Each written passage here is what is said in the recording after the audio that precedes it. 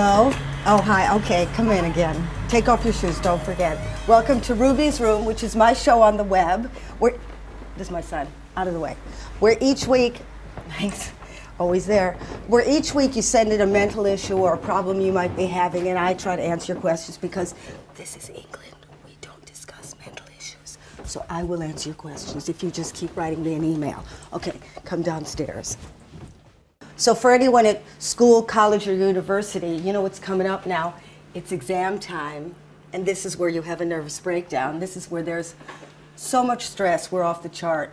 I myself didn't have stress because, maybe I shouldn't say this, but I used to write the answers on the inside of my legs. But I'm not telling anybody to do that. But this is a fact, and this is interesting, that before kids are 16, they take over 70 exams, and after they're 16, it gets even harder because everybody's getting smarter and smarter because I think the parents are kind of battery farming their chickens, you know, to work harder, work harder, work harder. Eventually, somebody's going to explode. Max. Well, okay, this is my son, Max. Max, when you were taking your exams, okay, when you were doing your A-levels, did you have a life? You should get used to your bedroom. Why did you work so hard? Because you think everyone else is doing so. Right. And also, every time you don't work so hard, you kind of get a little guilty that you're not working so hard. And I think that's the only pressure. Who made you guilty? Well, I don't want to... You can be honest. Yeah, you. It was me. Yeah. I'm sorry. Did I make you a nervous wreck? No. No. You made me nervous. Sure. Yeah. A wreck. No. No. Well, there you go. There you go. I stopped at wreck. Yeah. Let me ask you this. People who are suffering from exam stress go through, did you have these symptoms? Headaches? Occasionally. Yes, a lot of headaches. Yeah. Sleeping badly? Sometimes. Loss of appetite? You don't really eat when you study. Okay, being bad-tempered, I can answer that. He grunted at me twice. Being tired all the time? And feeling sick? Okay. Yeah. Okay, get out of here. All right, now I'm going to go read some emails that you've sent me on my website. Garfield says, I have AS level exams and I feel I cannot cope. I don't know anything about Stalin's Russia. Well, if you were educated, Stalin would have killed you, so there you go. And my exam is very soon. And also the first 8 years of Mussolini. You only know the first 8?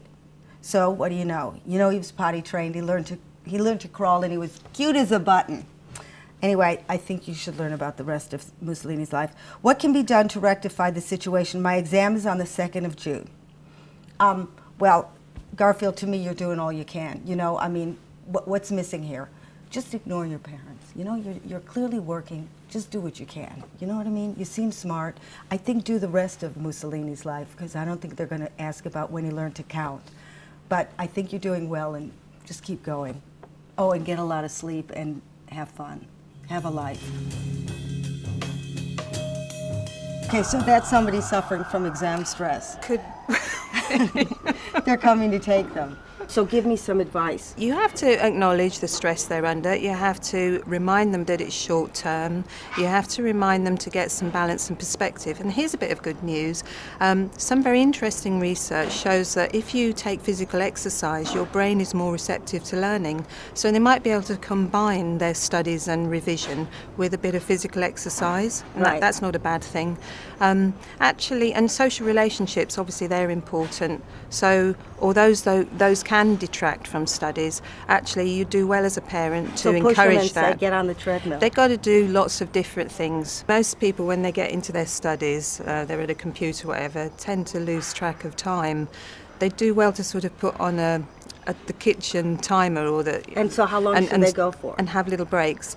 Well, I mean, you can plan a day so that perhaps no more than 6 or 7 hours study, but not in one big chunk. I mean, Right. 6 to 7 hours is pretty substantial, actually. But like I was saying earlier, if they combine that with some physical activity, some social interaction, eating well, making sure they get their sleep, it's going to be much more manageable and bearable, and the results will be better. Okay, so what did we learn today? We learned that I've ruined my son's life. But for those of you taking exams, remember, every hour take a 15-minute break. Just work until you can, because you don't want to burn your brains out. And in the end, nobody cares. You know what I'm saying? Just work as hard as you can and relax. Go Just breathing, breathing, and lock the door so your parents can't get in. Okay, adios.